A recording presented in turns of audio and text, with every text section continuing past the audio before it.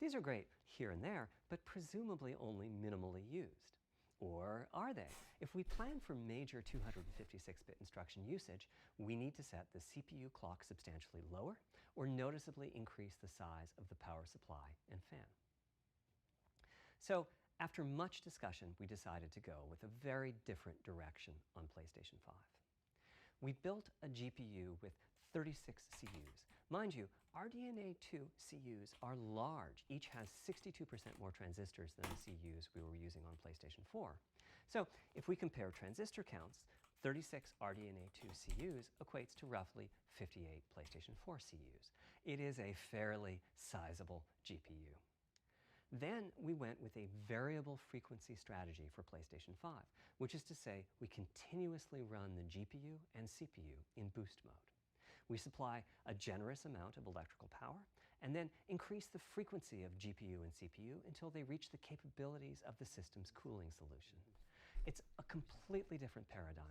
Rather than running at constant frequency and letting power vary based on the workload, we run at essentially constant power and let the frequency I really want to know what it looks like. I'm very curious. We then tackled the engineering challenge of a cost-effective and high-performance cooling solution designed for that specific power level. In some ways, it becomes a simpler problem because there are no more unknowns. There's no need to guess what power consumption the worst-case game might have.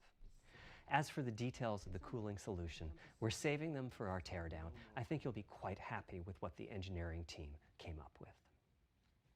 So, how fast can we run the GPU and CPU with this strategy? The simplest approach would be to look at the actual temperature of the silicon die and throttle the frequency on that basis.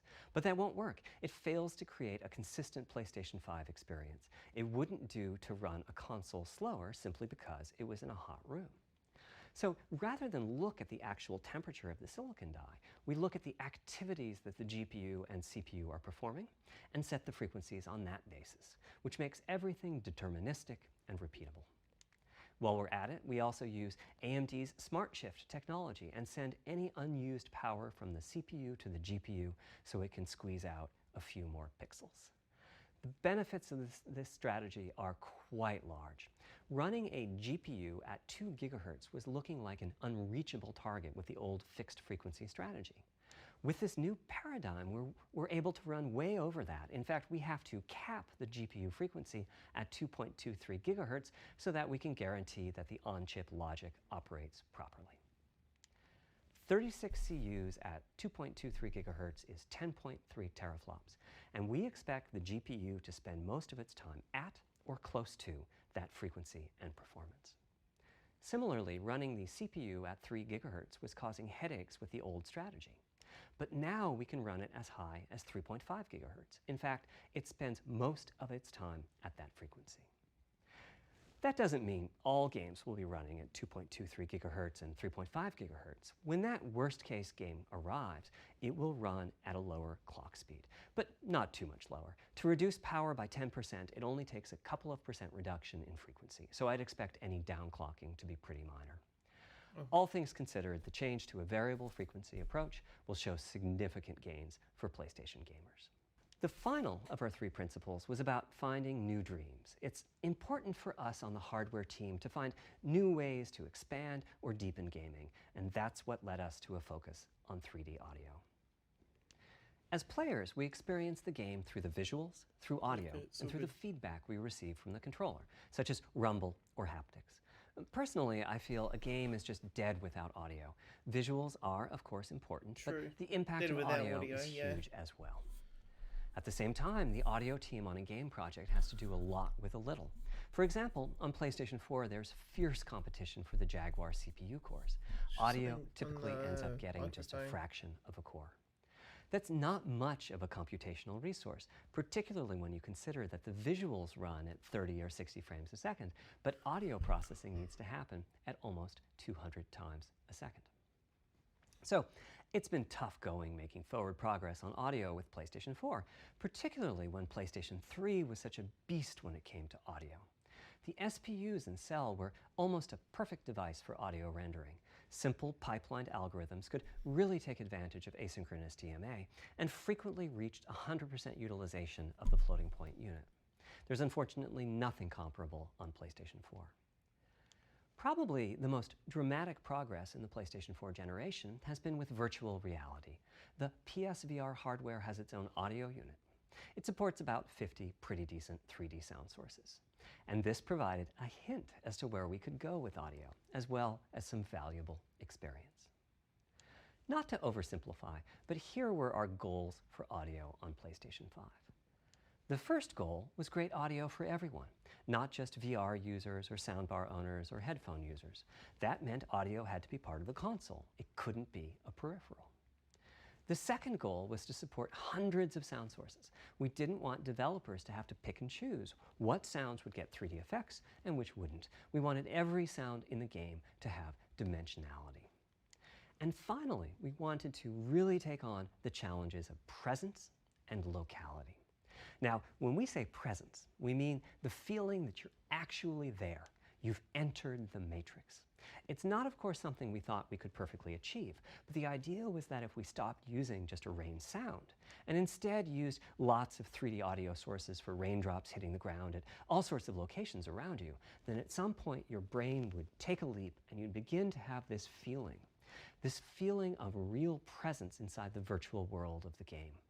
This has the capacity to affect your appreciation of the game, just like music in a game does. The concept of locality is simpler. It's just your sense of where the audio is coming from, to the right of you, behind you, above you.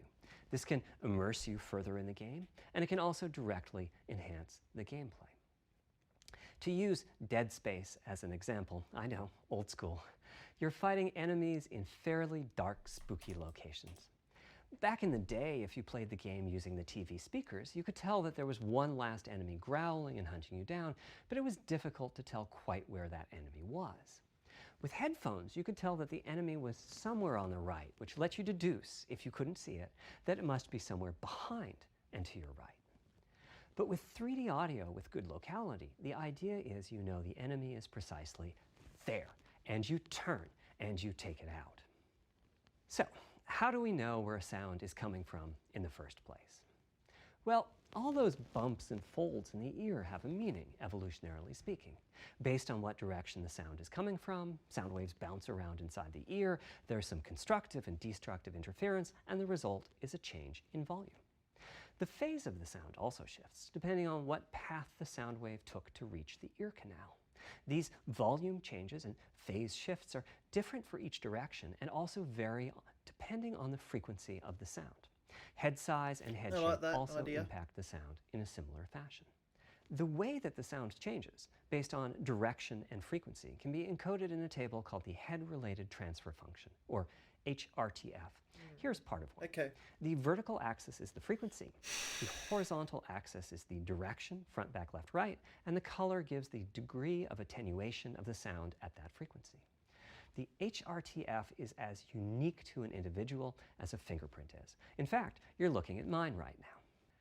Here's how we measure an HRTF. We've taken hundreds of people through this process. We put a microphone in the subject's left and right ear canals, and then sit the subject down in the middle of an array of 22 speakers.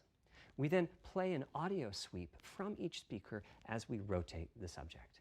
In the course of 10 or 20 minutes, we're able to sample the HRTF at over 1,000 locations. Using an HRTF when rendering audio creates unparalleled quality, but it's computationally expensive. The simplest way to use an HRTF is to process a sound source to make it appear as if it's coming from one of those 1,000 locations we sample. Unfortunately, the processing has to be done in frequency domain rather than time domain, so there's multiple fast Fourier transforms needed for every sound source for every audio tick. That's a lot of multiplies. This computational complexity was the determining factor for our strategy. It meant we had to bite the bullet and design and build a custom hardware unit for 3D audio. Collectively, we're referring to the hardware unit and the proprietary algorithms we run on it as Tempest 3D Audio Tech. The meaning of 3D audio and technology should be pretty obvious here. As for Tempest, I feel it really reflects our goals with audio. It suggests a certain intensity of experience and also hints at your presence within it. We're calling the hardware unit that we built the Tempest engine. It's based on AMD's GPU technology. We modified a compute unit in such a way as to make it very close to the SPUs in PlayStation 3. Remember when I said that they were ideal for audio? So the Tempest engine has no caches, just like an SPU. All data access is via DMA, just like an SPU. Our target was that it would have more power than a CPU, thanks to the parallelism that a GPU can achieve, and that it would be more efficient than our GPU, thanks to the SPU-like architecture. The goal being to make possible near 100% utilization of the CU's vector units. Where we ended up is a unit with roughly the same SIMD power and bandwidth as all 8 Jaguar cores in the PlayStation 4 combined. If we were to use the same algorithms as PSVR, that's enough for something like 5,000 sound sources. But of course, we want to use more complex algorithms, and we don't need anything like that number of sounds. It would have been wonderful if a simpler strategy, such as using Dolby Atmos peripherals, could have achieved our goals, but we wanted 3D audio for all, not just those with licensed soundbars or the like. Also, we wanted many hundreds of sound sources, not just the 32 that Atmos supports. And finally, we wanted to be able to throw an overwhelming amount of processing power at the problem, and it wasn't clear what any peripheral might have inside of it. In fact, with the Tempest engine, we've even got enough power that we can allocate some to the games, to the extent that games want to make use of convolution reverb and other algorithms that are either computationally expensive or need high bandwidth. But the primary purpose of the Tempest engine remains 3D audio.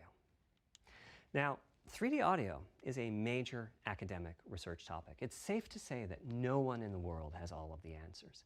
And the set of algorithms that has to be invented, tuned, or implemented to realize our vision for 3D audio is immense. For example, use of HRTFs in games is quite complex. Before, I talked about making a sound source appear as if it's coming from one of those 1,000 HRTF sample locations. But for high-quality 3D game audio, we have to handle other possibilities. The sound source might not be at one of the 1,000 HRTF sample locations, so we have to blend the HRTF data from the closest locations that we have sampled. The sound source might be moving, which needs very special handling as that blend keeps changing, and that can cause phase artifacts in the resulting audio. Or the sound source might have a size to it, meaning it should feel as if it's coming from an area rather than a single point. There's also whole categories of approaches to be handled.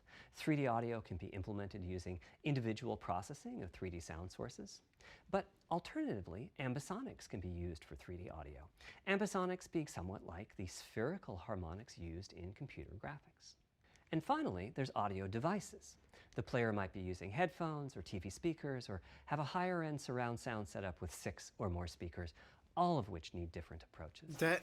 That's a lot of variations. It's nice to have the computational resources of the Tempest engine, but it's clear that achieving our ultimate goals with 3D audio is going to be a multi-year, step-by-step process. Having said that, headphone audio implementation is largely complete at this time. It was a natural place for us to start. With headphones, we control exactly what each ear hears, and therefore the algorithmic development and implementation are more straightforward. For TV speakers and stereo speakers, we're in the process of implementing virtual surround sound. The idea being that if you're sitting in a sweet spot in front of the TV, then the sound can be made to feel as if it's coming from any direction, even behind you. Virtual surround sound has a lot in common with 3D audio on headphones, but it's more complex because the left ear can hear the right speaker and vice versa.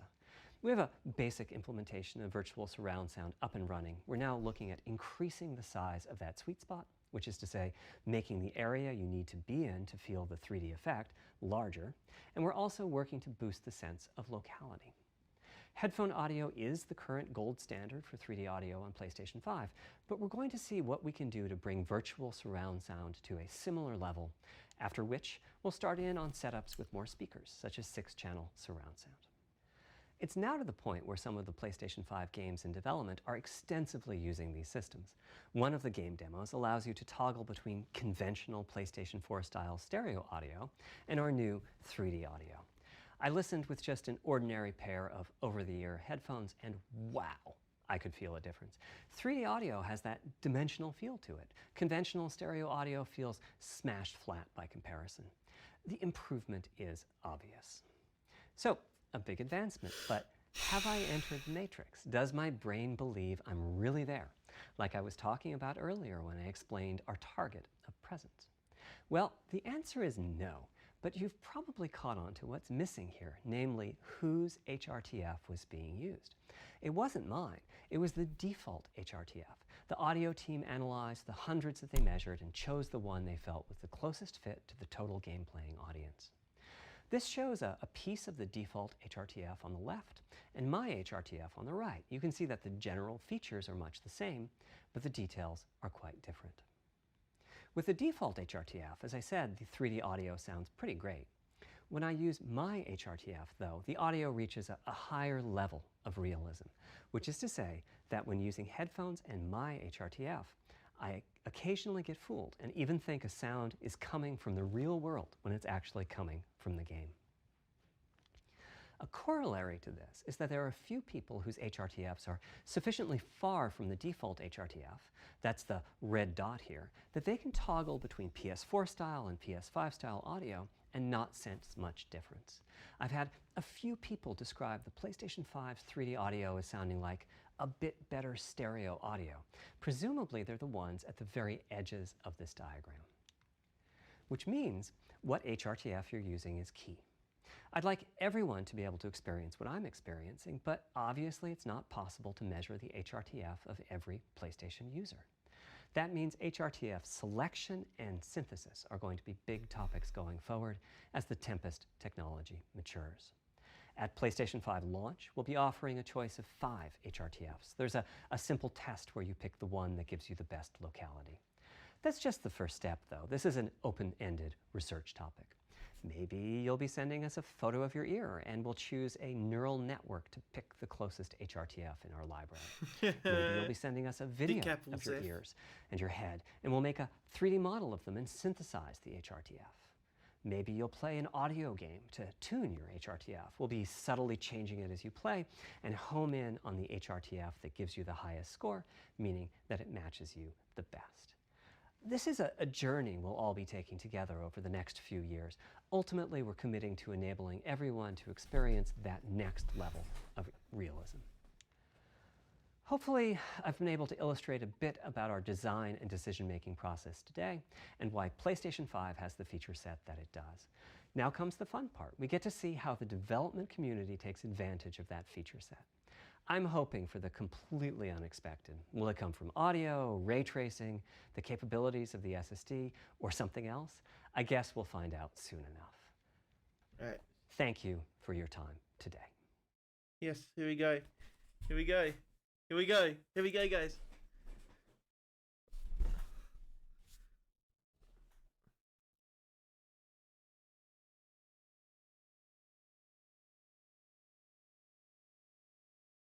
Oh, wait, what? Is it, what?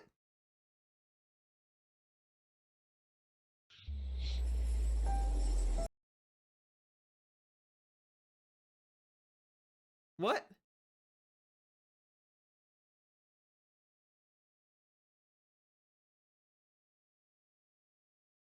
Hey? Are you there? Oh, you're still awake. That was a bit gay. The audio bit. It's finished. Yeah, I know. They didn't reveal it. Yeah, I know. Why? Ain't you pissed? No. Why? Kind of already know what it looks like, I think. Hold on. Why didn't they show it? I don't know. I'm just checking something.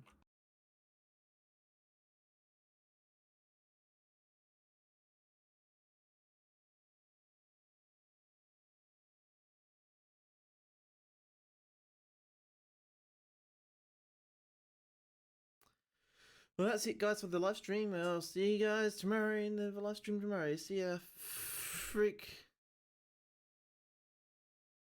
Is that it? Yeah. For now, yeah. Is there more soon? Nothing that's announced. So it's finished tonight. Yeah. Alright, see you guys in the next live stream.